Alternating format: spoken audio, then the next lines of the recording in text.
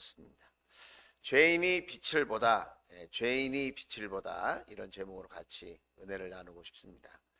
오늘도 영상으로 예배하시는 우리 주원 가족들, 또 성전에서 함께 예배하시는 우리 주원 가족들, 우리 하나님께서 갑절의 은혜와 축복으로 이 시간 하늘의 복으로 채워주시기를 주의 이름으로 축원을 드립니다.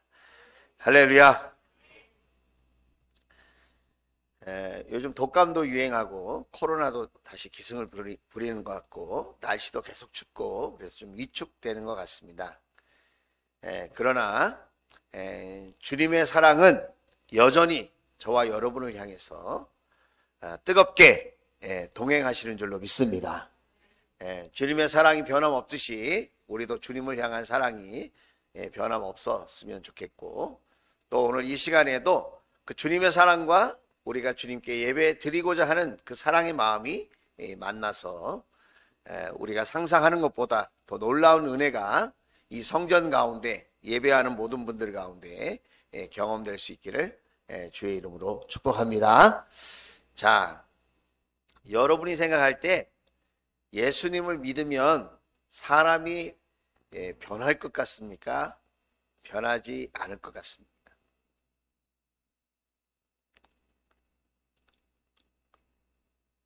교회 다닌다고 사람이 변할까요? 아니면 교회 다녀도 사람이 안 변할까요?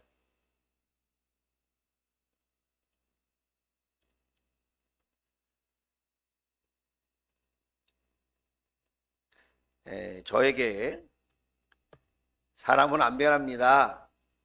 목사님, 사람은 안 변해요. 안 변합니다.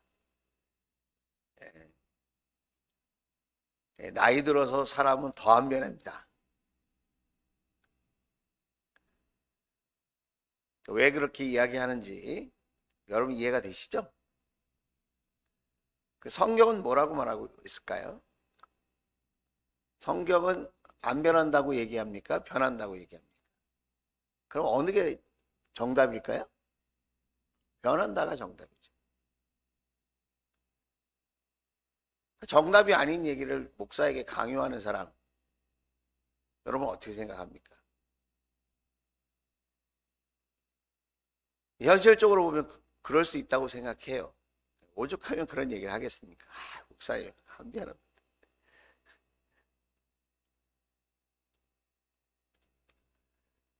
그런 분들의 특징이 있는데, 그게 뭐냐면 자기가 잘 안 변하기 때문에 그래요. 자기 식구들이 안 변하니까.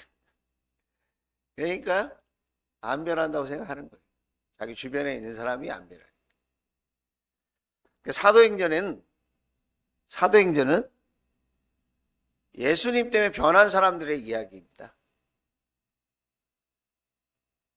사도행전은 예수님 때문에 변화된 사람들의 이야기라는 거예요. 예수님의 제자들도 예수님하고 3년 동안 지내면서 그렇게 많이 안 변했거든요. 근데 사도행전에 들어오면서 변했어요. 언제 변했어요? 오순절날 성령이 임하고 그 성령님을 진짜로 만나니까 변했다는 거예요. 저는 여러분이 교회 다니는 걸로 만족하지 마시고 정말 성령의 충만함을 경험할 수 있기를 주의 이름으로 축복합니다. 그래서 내가 변하는 걸 경험해야 돼. 내가 변하는 거. 변화에는 두 가지 종류가 있어요. 성경에 보면 디모데식 변화예요. 태어나면서부터 예수를 믿었어요. 그래가지고 서서히 어렸을 때부터 말씀으로 조금씩 변하는 거예요. 안 변한 것 같다고 생각하지만 돌이켜보니까 많이 변해 있는, 극적인 체험이라든가 극적인 경험은 없는데 자기의 삶을 이렇게 뒤돌아보니까 서서히 삶 속에서 스며들듯이 그렇게 변화된 인생이 있다. 그래서 어렸을 때부터 이렇게 교회를 다니는 분들 보면 나는 안 변했다고 자기는 자꾸 얘기를 하는데, 가만히 이전과 이를 살펴보면 조금씩 예수님을 닮아가면서 변화되는 그런 모습을 발견하게 되는 거죠. 우리 주위에도 안 변한 듯 하는데 본인만 몰라 예전보다 많이 변했어요. 그런 사람들이 우리 주위에 있다는 거예요. 할렐루야. 또 하나의 변화는 뭐냐면 오늘 사도행전 9장에 나오는 사도 바울식 변화입니다. 극적인 체험이 있는 거예요. 놀라운 변화가 있는 겁니다. 뜨거운 변화가 있는 거예요. 이전과 이후가 선명하게 다른 사람. 이런 사람의 변화가 있다는 거예요. 이것도 변화다. 그걸 보여주는 사람이 오늘 사도행전 9장의 사울이라는 사람입니다. 이 사울은 변합니다. 사울은 변했습니다. 사울은 놀랍게 변했습니다. 한국 기독교 역사상 뿐만 아니라 전 세계 기독교 역사를 움직이는 그런 위대한 신앙의 사람이 되었습니다. 이 사람은 변화되어서 하나님 나라를 위하여 크게 쓰임받은 사람이 되었습니다. 우리 가운데에도 이런 변화를 경험하는 사람이 있게 되기를 주의 이름으로 축복합니다. 한 사람만 변하면 됩니다. 사울 한 사람이 변해서 기독교 역사가 바뀌고 수많은 교회가 세워졌으며 유럽의 복음이 전해졌고 그 이후로 놀라운 복음의 역사가 전 세계적으로 펼쳐졌던 것처럼 우리 가운데 한 사람만 변하면 된다. 어느 분이 이런 얘기를 하시더라고요. 다른 사람을 자꾸 변하라고 기도를 하면 그 기도는 응답이 안 될 수가 있대요. 우리 남편을 변화시켜 주세요. 하나님이 그 기도는 잘 응답 안 해주실 수도 있다. 우리 아내를 변화시켜 주세요. 우리 자식을 변화시켜 주세요. 그 기도는 하나님이 잘 응답 안 해주실 수 있다는 거예요. 오히려 그렇게 기도하다가는 자기가 변한대요. 저 사람을 변화시켜 달라고 자꾸 기도하면 저 사람이 변화되는 게 아니라 내가 변한다는 거예요. 내가 기도하면서 자꾸 하나님께 엎드리다 보니까 내가 변한다는 거예요. 그러면 변화시키고 싶은 사람이 있으면 어떻게 하면 되느냐? 그 비결을 하나 알려주더라고요. 그게 뭐냐면 하나님 저 사람을 써주세요. 하나님 저 사람을 하나님 나라를 위해서 써주세요. 저 사람을 복음을 위해서 써주세요. 그러면 그거를 하나님께서 기쁘게 들으셔가지고 하나님 나라 복음을 위해서 그 사람을 변화시켜 쓰신다는 거예요. 잘못하다가는 근데 부작용이 있어요. 선교사로 나간다거나 주의 종이 되는 수가 있어. 최소한 목자 목녀가 됩니다. 그러니까 목원들도 우리 목자 목녀님들 혹시 계시면 목원들이 막 힘들게 한다. 그러면 변화시켜달라고 기도하는 것도 좋지만 더 좋은 기도가 뭐예요? 하나님 저 사람을 복음을 위해 써주십시오. 그럼 하나님이 확실하게 변화시켜 주신다는 거예요. 할렐루야. 그러니까 우리 마누라가 안 변한다. 그럼 우리 마누라를 써달라고 기도하는 거예요. 그냥 매일 놀러 다니는 남편이 있었대요. 매일 놀러 다니는 거예요. 그냥 게임하러 다니고 그냥 골프장에 다니고 막 이런 사람이에요. 그리고 틈만 나면 술 마시고 아내는 똑실한 신앙인인데 새벽에 이렇게 기도했다는 거 아니에요? 하나님 우리 남편 변화시켜 주세요. 그렇게 13년 동안 기도했는데 변화가 안 되더래. 그래서 바꿨대. 하나님 그 발을 붙들어 주세요. 그 발이 복음이 있는 곳으로 가게 해주세요. 그렇게 기도했다는 거예요. 그래 기도한 지 2년 만에 하나님께서 자기 남편을 그 잘 다니는 직장을 때려치게 하시고 신학 공부를 하게 만들어요. 지금 목사님이 되셨대요.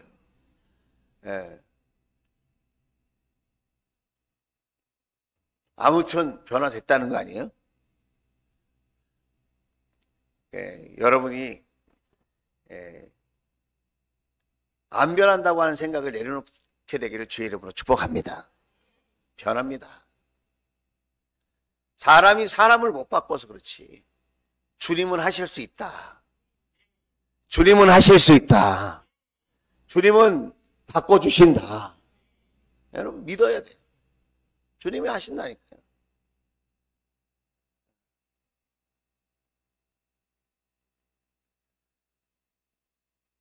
오늘 9장 1절 보면 이 사람은 이런 사람이에요. 사울은 여전히 주님의 제자들을 위협하면서 살기를 띠고 있었다. 사울은 살기를 띠고 있는 사람이에요.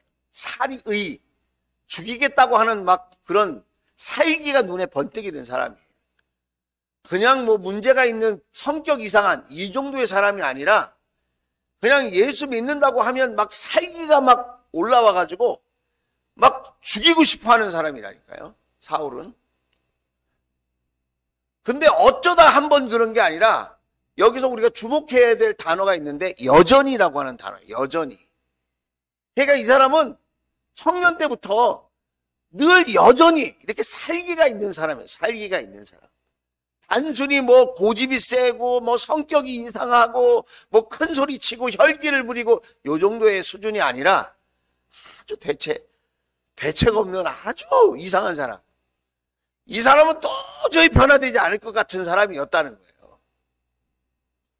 그런데 이렇게 살기를 띠고 있는 사람이 대제사장에게 가서 2절에 이렇게 이야기합니다. 다마스쿠스에 있는 여러 회당으로 보내는 편지를 써달라. 다마스쿠스, 예루살렘에서, 다마스쿠스는 북쪽인데 터키 방향으로 예루살렘에서 북쪽으로 올라가는 거예요. 올라가는데 예루살렘에서 240km 떨어져 있어요. 240km. 옛날엔 다 걸어 다니는 거예요. 걸어 다니는 거. 살기가 있을 뿐만 아니라 그 살기가 있는 그 마음 그대로 이상한 열심까지 있는 사람이에요. 아주 피곤한 사람이죠.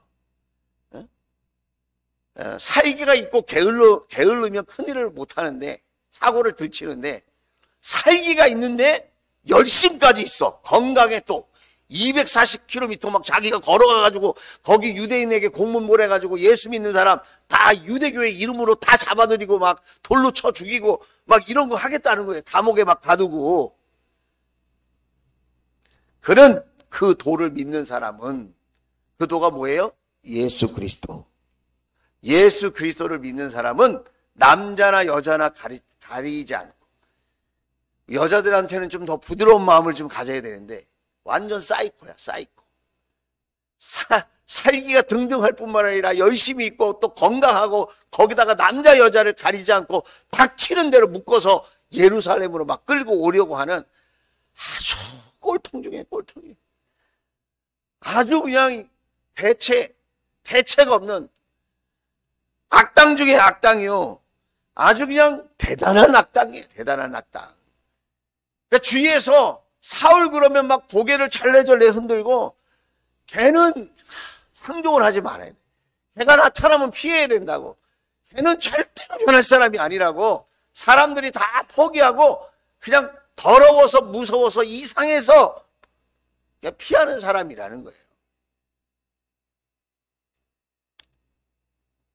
사도행전 8장 1절에 보면, 사도행전 8장 1절, 사울은 스데반이 죽음당한 것을 마땅히 여겼다. 스데반이 죽었을 때도 그 죽임당하는 걸 마땅하게 생각하는 사람이었다는 거예요. 3절에 보면 사울은 교회를 없애려고 날뛰었다. 날뛰는 사람이야, 날뛰는 사람. 그는 집집마다 찾아 들어가서 남자나 여자나 가리지 않고 끌어내서 감옥에 넘기는 사람.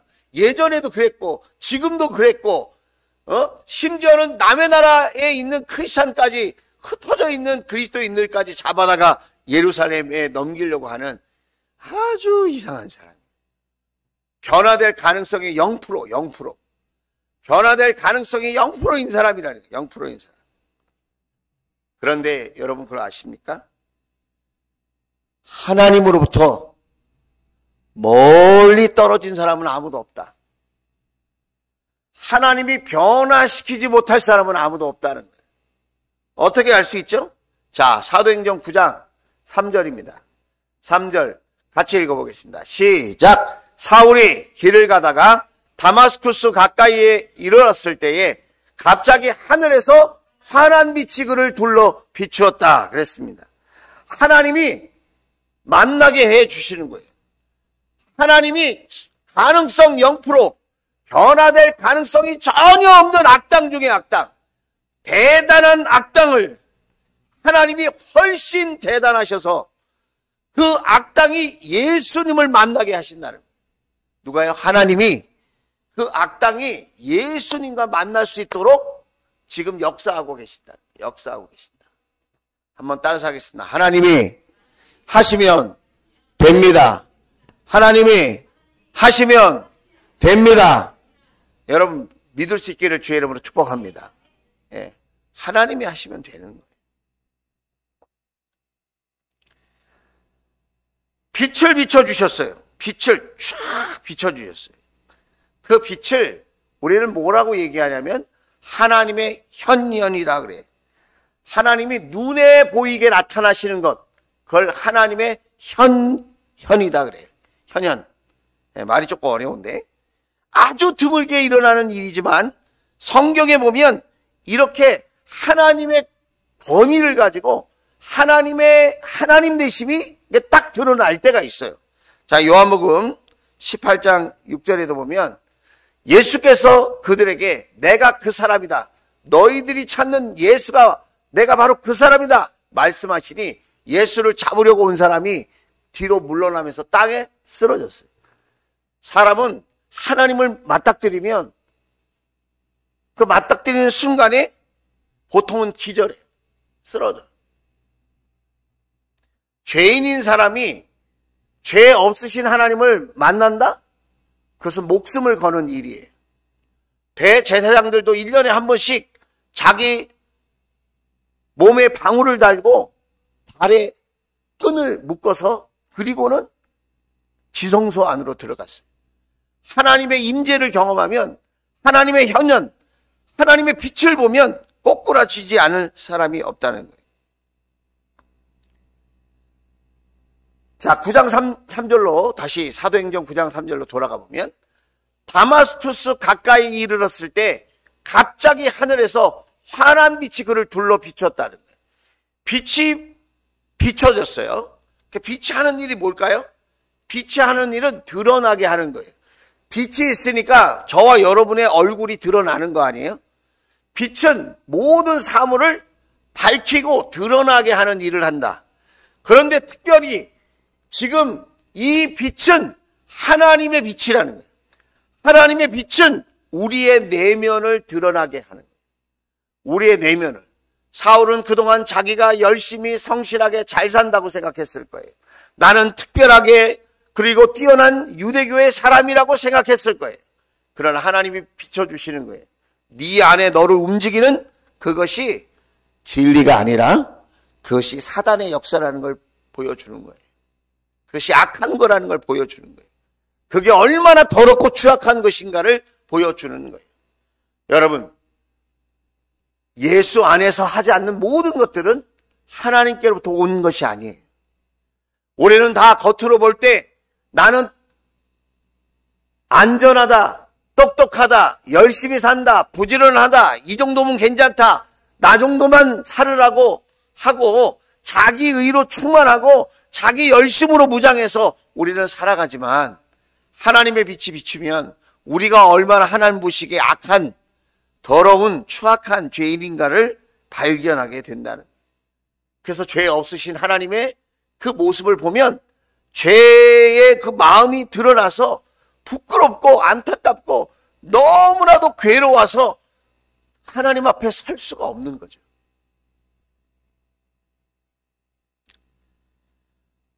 하나님의 빛이 비치면 자신의 내면의 실체를 발견하게 됩니다. 오늘 수많은 사람들이 교회를 다녀도 하나님의 빛을 깨닫지 못하는 이유는 자기가 얼마나 큰 죄인인지를 느끼지 못하기 때문에, 발견하지 못하기 때문에 그렇다. 교회를 다녀도 변화되지 않는 이유, 자기가 얼마나 큰 죄인인지를 깨닫지 못한다.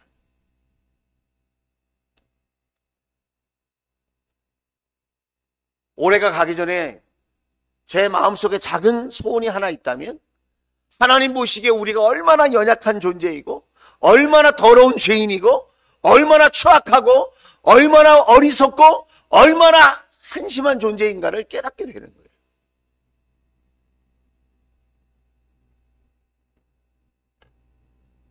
나는 잘 믿는다, 나 정도면 괜찮다, 그런 착각을 내려놓을 수 있게 되기를 주의 이름으로 축복합니다. 죄를 깨닫지 못하는 사람은 회심이 일어나지 않아요. 내가 얼마나 뼛속까지 죄가 가득 차 있는지를 알지 못하면 거듭나지를 않아요. 예수님이 얼마나 필요한 분인가를 절실하게 깨닫지 못한다. 사도 바울은 악한 자였고 악당이었고 변화될 가능성이 0% 있는 사람이었지만 하나님께서 빛으로 임하셨을 때 그는 알았다는 거죠. 자, 4절 말씀을 보면, 자, 같이 한번 읽어보겠습니다. 시작. 그는 땅에 엎드려졌다. 그리고 그는 사울아 사울아 내가 왜 나를 핍박하느냐 하는 음성을 들었다. 사울은 빛을 봤을 뿐만 아니라 소리를 들었다는 거예요. 소리. 그 소리가 뭐예요? 예수님의 소리였다. 한번 따라서 하겠습니다. 예수님의 소리. 여러분, 예배 시간에 예수님의 소리가 들려요. 사람의 소리만 듣고 가면 안 돼요. 말씀 속에서 예수님이 나에게 하시는 음성을 들을 수 있게 되기를 주의 이름으로 축복합니다. 평상시에 들으려고 노력하는 일이 중요해요. 아니, 예배 시간만이라도 내가 주의 음성 듣겠다고 하는 그런 여러분 간절함이 우리에게 필요하다. 예배를 구경하고 예배를 판단하고 예배를 심사하고 가는 게 아니에요. 아, 오늘은 이 정도 오셨네. 예, 오늘은 찬양은 이런 곡이고 오늘은 예배 준비가 잘 됐네 못 됐네. 오늘 말씀이 내 마음에 드네 안 드네. 이런 거를 여러분이 생각하고 가는 게 아니라 한 말씀이라도 소리를 듣는 거예요. 누구의 소리? 예수님의 소리를 듣는 거예요. 그게 여러분 예배를 드리는 겁니다. 진짜 예배를 드려야 변화가 일어나는 거예요. 예배가 없으니까 변화가 없는 겁니다. 사울아 사울아 내가 왜 나를 핍박하느냐. 사울은 예수님을 핍박하지 않았어요. 예수님 믿는 사람을 핍박했어요. 사울은 예수님 믿는 사람을 핍박했지 예수님을 직접 만나서 핍박한 적은 없어요. 없어.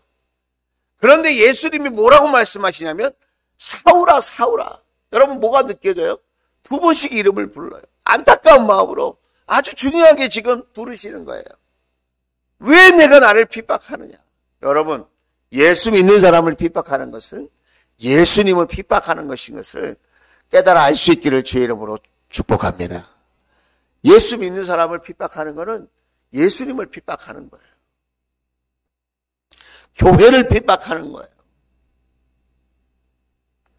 그 소리를 들었다니까. 소리를 들었어요.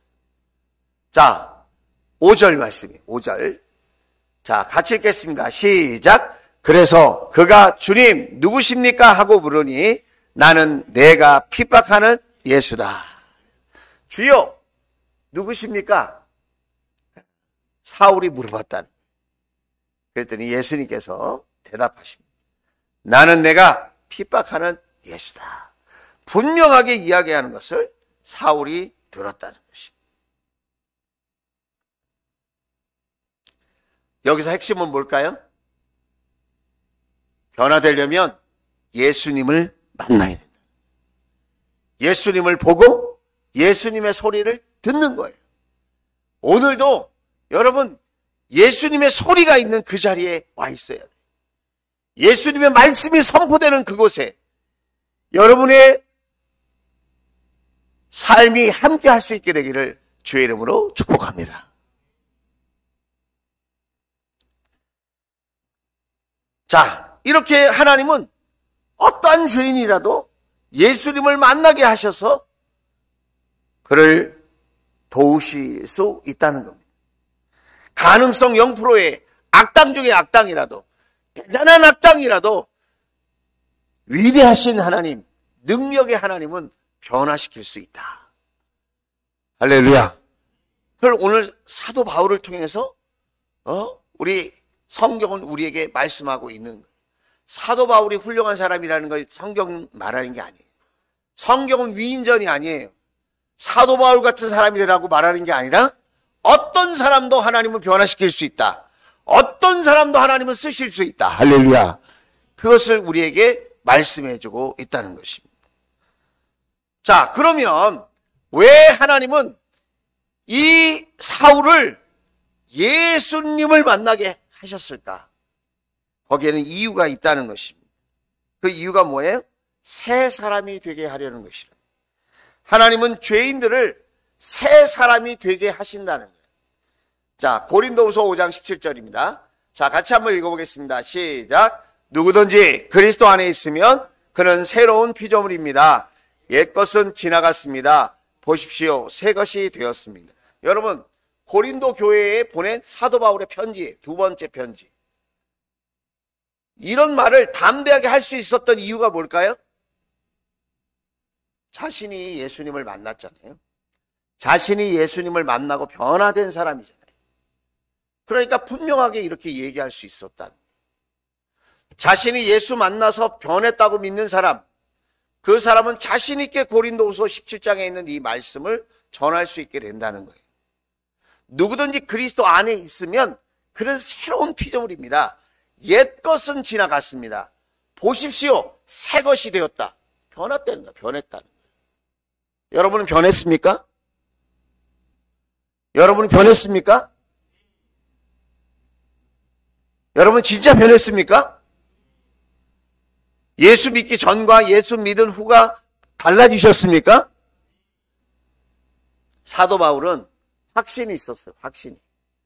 예수 안에 있으면 종교인이 아니라 진짜 예수님을 만난 사람, 예수 안에 있으면 그는 새로운 피조물이다. 새로운 존재가 되었다는, 새로운 존재. 옛것, 예수님을 알지 못하고 믿지 못하고 예수님과 동행하지 않았을 때의 삶과 그 이후의 삶은 완전히 다르다. 옛것은 지나갔습니다. 보십시오, 새 것이 되었습니다. 난 새로운 존재가 되었다. 새로운 존재. 새로운 가치관과 새로운 믿음과 새로운 삶의 목적을 가지고 살아가는 존재가 되었다는 것입니다. 로마서 6장 6절입니다. 자, 로마에게 보낸 편지에 사도 바울은 또 이렇게 얘기합니다. 같이 읽어보겠습니다. 시작. 우리의 옛사람이 그리스도와 함께 십자가에 달려 죽은 것은 죄의 몸을 멸하셔서 우리가 다시는 죄의 노예가 되지 않게 하려는 것임을 우리는 압니다. 그랬습니다.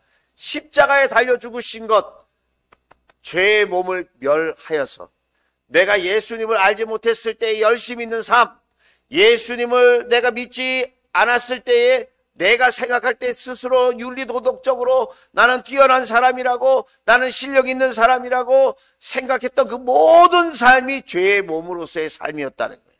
그 죄의 몸의 삶을 멸하여서 우리가 다시는 죄의 노예가 되지 않게 하려고 예수님은 십자가에 죽으시고 저와 여러분을 위하여 부활하신 줄로 믿습니다. 그 십자가와 부활의 예수님을 믿는 사람, 그 예수님을 만난 사람은 변화된다. 달라진다. 자, 갈라디아서 2장 20절. 갈라디아 교회에게도 또 이야기합니다. 너무 유명한 말씀이죠? 같이 읽겠습니다. 시작. 나는 그리스도와 함께 십자가에 못 박혔습니다. 이제 살고 있는 것은 내가 아닙니다.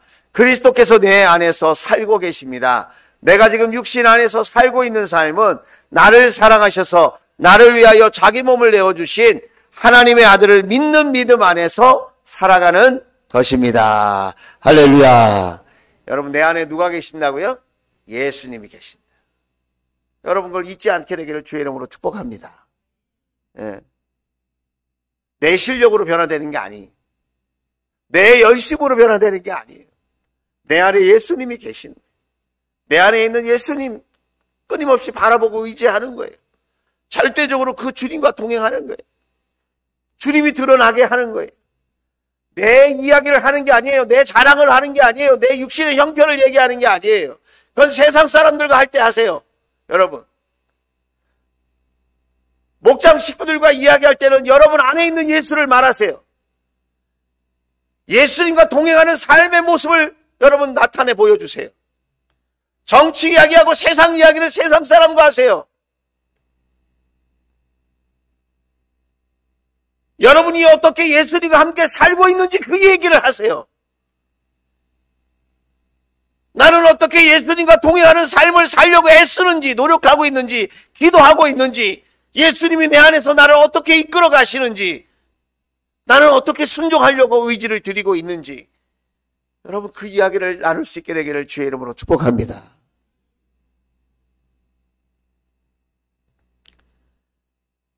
우리 하나님은 저와 여러분이 아무리 악당이라도, 아무리 가능성이 없는 그런 사람이라 할지라도 변화시킬 수 있습니다. 예수님을 만나게 함으로 변화시키는 것이 우리 하나님의 장기입니다. 누구라도 변화시킬 수 있습니다. 그런데 중요한 건 뭐냐면 그 예수님을 믿지 않는다는 거예요. 우리가 그 예수님이 우리와 함께 하시기를 원하신다는 것을 우리가 깨닫지 못한다는 거예요. 우리가 이렇게 예수님과 함께 새 사람이 되면 여러분 우리를 통하여 놀라운 일들이 일어납니다. 그게 뭐예요? 우리를 통하여 하나님의 영광이 드러나는 거예요. 하나님의 복음이 드러나는 거예요. 하나님의 나라가 여러분 확장되는 거예요. 자, 오늘도 분명하게 이야기하고 있어요. 자, 사도행전 9장 15절 16절입니다. 15절 16절. 왜 사울을 예수 만나게 하셨는지 그 이유를 말씀하고 계십니다. 자, 15절 같이 읽겠습니다. 시작. 주님께서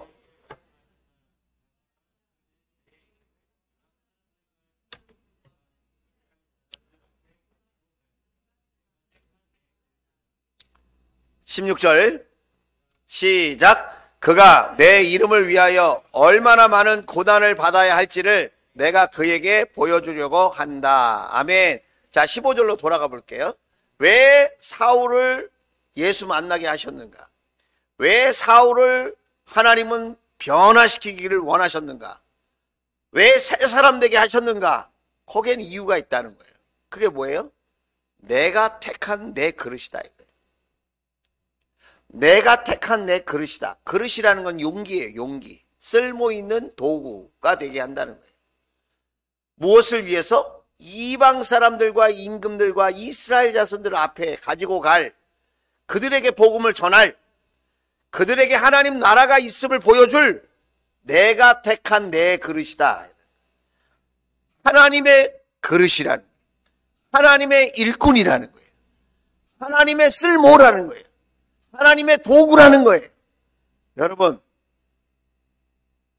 저와 여러분도 구원받았다면, 저와 여러분도 예수 믿는 사람이라면 하나님께서 저와 여러분도 쓰시려고 부르신 것을 믿을 수 있기를 주의 이름으로 축복합니다. 여러분도 쓰시려고 부른 거예요.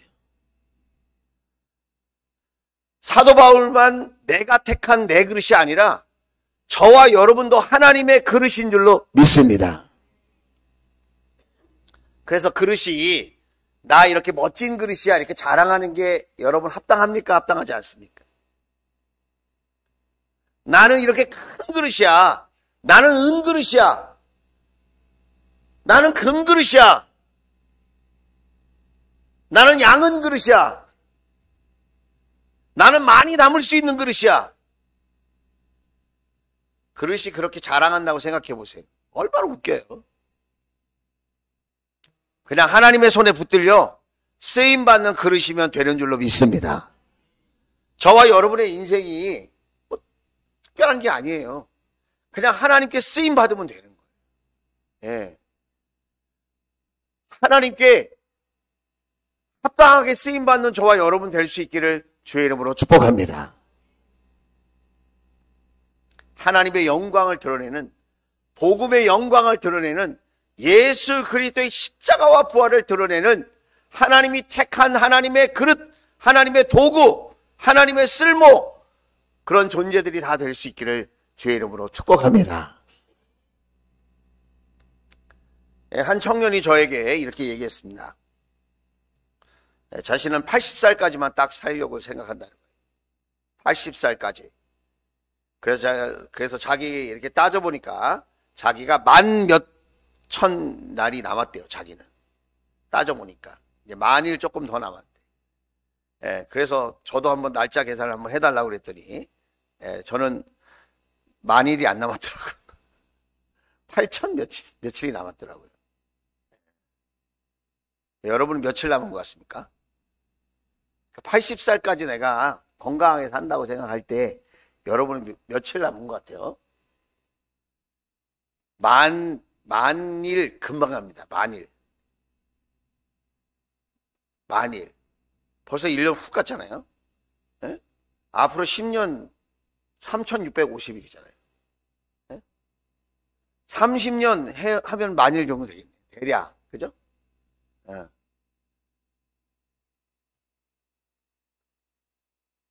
인생이 70이요 강건하면 80이다. 이 말에 80을 기준으로 삼았다.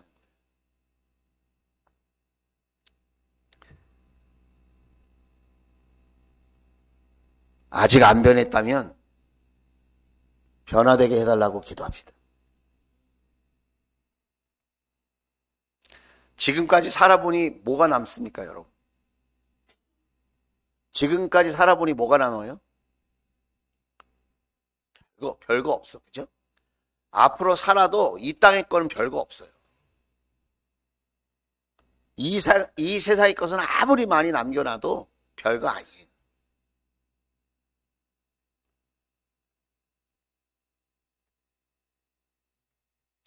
하나님을 위한 것, 복음을 위한 것만 영원한 거예요. 사도 바울은 내가 택한 나의 그릇이라고 그랬는데 그 용도에 맞게 살았을 뿐이에요. 사도 바울은 원래 악당이에요. 형편없는 사람이에요. 문제아예요. 그런데 하나님의 택함을 받고 그 그릇에 맞게 순종하며 살았더니 오늘 우리가 다 존경할 만한 믿음의 사람으로 칭송받게 되었다는 거예요.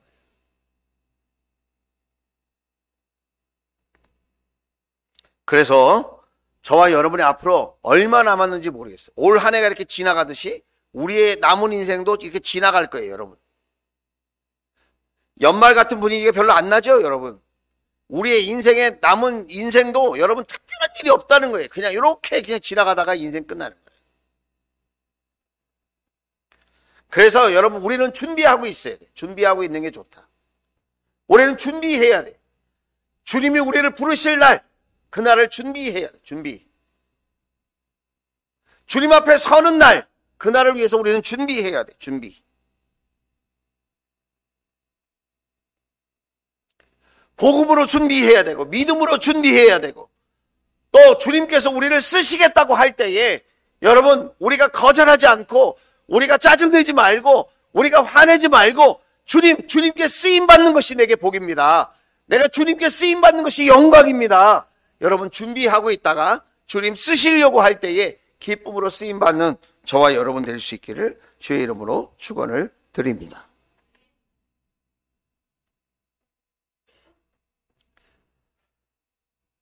여기서 우리가 꼭 기억해야 될 한 사람이 있습니다. 그 사람은 누구냐? 9장 10절에 나오는 사람입니다. 그런데 다마스쿠스에는 아나니아라고 하는 제자가 있었다. 성경에 보면 아나니아라고 하는 이름이 3번 나오는데 다 다른 사람이에요. 아나니아와 사피라의 아나니아가 있고 오늘 9장에 나오는 주님의 제자인 아나니아가 있고 또 사도 바울을 대적한 아나니아라고 하는 사람이 나옵니다. 자, 오늘 이 아나니아는 다마스쿠스에 있는 무명의 제자예요. 유명한 사람이 아니에요. 사도행전 9장에 딱 한 번 나와요. 그리고 이 사도행전 9장을 설명하는 22장에 한 번 더 설명이 나올 뿐이에요. 12절에 주님께서 환상 가운데서 아나니아야 하고 부르시니 아나니아가 주님 여기 있습니다 하고 대답하였어요. 기도하는 가운데 성령으로 하나 되었어요. 그래서 주님의 음성을 듣는 사람이었어요. 아나니아는. 자, 11절 주님께서 아나니아에게 말씀하셨다. 일어나서 너는 곧은 길, 직가, 옛날 성경에는 직가, 길이 곧은 길이라는 거예요. 곧은 길이라 부르는 거리로 가서 유다의 집에서 사울이라는 5사람을 찾아라. 그는 지금 기도하고 있다. 그랬어요. 기도하고 있다. 17절 말씀으로 가보면 그래서 아나니아가 떠나는 거예요. 아나니아가 주님이 말씀하셨을 때 그는 나쁜 사람입니다. 그는 해를 끼치는 사람입니다. 그는 유대교의 사람입니다. 예수 믿는 사람을 잡아가두는 사람입니다. 그렇게 얘기를 했는데 예수님이 뭐라고 하시냐면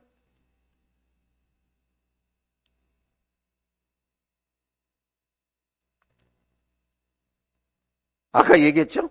택한 내 그릇이다. 그렇게 얘기하고는 가라고 그래요. 가라. 그래서 아나니아가 떠나서 그 집에 들어가 사울에게 손을 얹고 형제 사울이에요. 원수 사울인데 예수님이 말씀하시니까 그냥 형제 사울로 대우를 하는 거예요. 여러분, 이게 제자예요, 제자. 가라 그러면 가고 오라 그러면 오는 거예요. 예수님이 그는 내 그릇이다. 그러면 원수였는데 그냥 형제가 되는 거예요. 자기의 판단 때문에가 아니라 예수님의 말씀 때문에 방금 전까지만 해도 원수였는데 형제가 되는 거예요. 예수님 때문에. 형제 사울이여, 그대가 오는 도중에 그대에게 나타나신 주 예수께서 나를 보내셨어. 그것은 그대가 시력을 회복하고 성령으로 충만하게 되도록 하시려는 것이요 하고 말하였다. 자, 18절.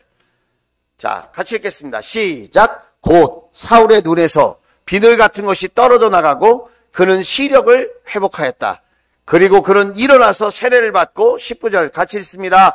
음식을 먹고 힘을 얻었다. 사울은 며칠 동안 다마스쿠스에 있는 제자들과 함께 지냈다 그랬습니다. 할렐루야.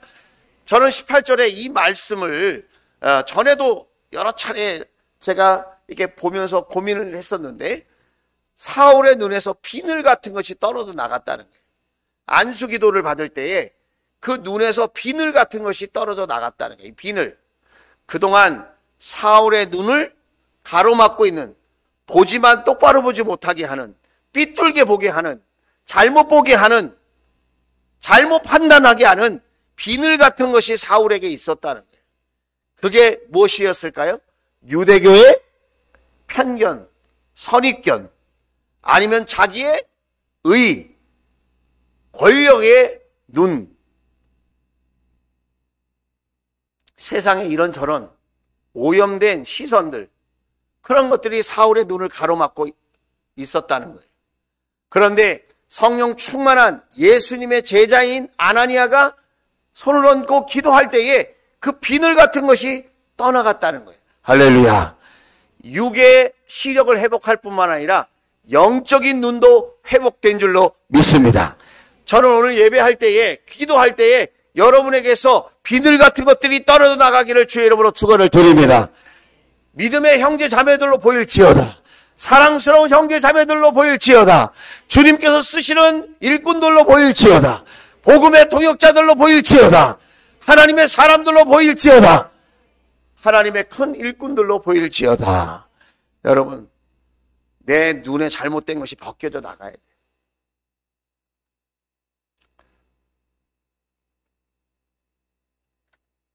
저는 신앙생활하면서 고민하는 것 중에 하나가 뭐냐면 옳고 그름에 대한 거예요. 옳고 그름에 대한 거.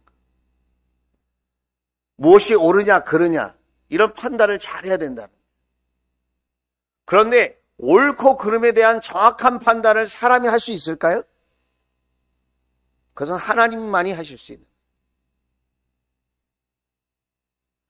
그래서 우리가 일반적이고 상식적인 옳고 그름에 대한 분별력은 있어야 되지만 저와 여러분에게 정말 있어야 될 것이 무엇이냐? 그것은 생명이 있느냐 없느냐. 생명이 있느냐 없느냐. 예수의 생명이 있느냐 없느냐. 그게 더 중요하다. 옳고 그름보다. 저 사람을 예수의 생명으로 살릴 수 있느냐 없느냐. 여러분, 중환자가 지금 왔어요. 근데 그 환자가 강도예요. 의사는 수술을 해야 됩니까? 안 해야 됩니까? 예? 의사는 옳고 그름을 판단하는 사람이 아니에요. 생명을 살리는 사람이지. 여러분, 성도라고 하는 존재는 옳고 그름을 판단하는 존재가 아니에요. 저와 여러분은 예수의 생명으로 생명을 살리는 복음의 사람들이어야 되는 줄로 믿습니다. 저와 여러분이 영적인 의사예요. 영적인 의사. 목자 목녀는 옳고 그름을 판단하는 형사나 검사나 변호사나 그런 존재가 아니라 영적 의사라는 거예요. 영적 의사. 아나니아가 사울에게 가서 기도하잖아요. 순종하면서 나가잖아요. 왜 그럴까요? 예수님의 제자니까. 예수님의 제자라는 것은 생명을 살리는 사람이라는 거예요. 생명을 살리는 사람. 오늘 저와 여러분이 이렇게 생명을 살리는 복음의 일꾼 될 수 있기를 주의 이름으로 축원을 드립니다. 자, 사울은 지금 빛을 보게 된 거예요. 빛을 보게 되었다. 저는 정말 주님의 빛을 보기를 원해요. 우리 주원교회 성도님들이 주님의 빛을 보게 되기를 원해요. 우리 목자 목녀님들이 주의 빛을 보게 되기를 원해요. 생명을 살리는 사람이 되기를 원합니다. 그 비늘이 벗겨지게 되기를 원합니다. 하나님의 택한 그릇이 되기를 원합니다. 여러분, 저와 여러분이 그렇게 생명을 살리고 영혼을 살리는 그런 멋진 사람들로 쓰임받게 되기를 주의 이름으로 축원을 드립니다. 그래서 여러분, 전도 대상자를 포기하지 맙시다. VIP를 포기하지 말아요. 이벤트로 하지 맙시다. 계속해서 VIP들을 위해서 기도합시다. 악당 같은 악당이라도, 정말 가능성이 0%인 사람이라도 하나님께서 빛을 보내주시면 사울 같은 사람도 바울 같은 사람으로 변화되듯이 변화될 줄로 믿습니다. 내가 하는 게 아니에요. 내 잔소리로 하는 게 아닙니다. 내 열심으로 하는 게 아닙니다. 하나님이 하시면 되는 줄로 믿습니다. 하나님 불쌍히 여겨 주옵소서. 하나님 만나 주옵소서. 하나님 변화시켜 주옵소서. 하나님 은혜를 베풀어 주옵소서. 저와 여러분의 기도가 끊임없이 계속되어서 흑암 속에 있는, 어둠 속에 있는, 사단에게 사로잡혀 있는, 혼돈 속에 사로잡혀 있는, 현실에 사로잡혀 있는 수많은 영혼들이 복음의 빛을 보고 생명의 빛으로 나올 수 있게 되기를 주의 이름으로 축원을 드립니다. 우리 찬양하고 기도하겠습니다.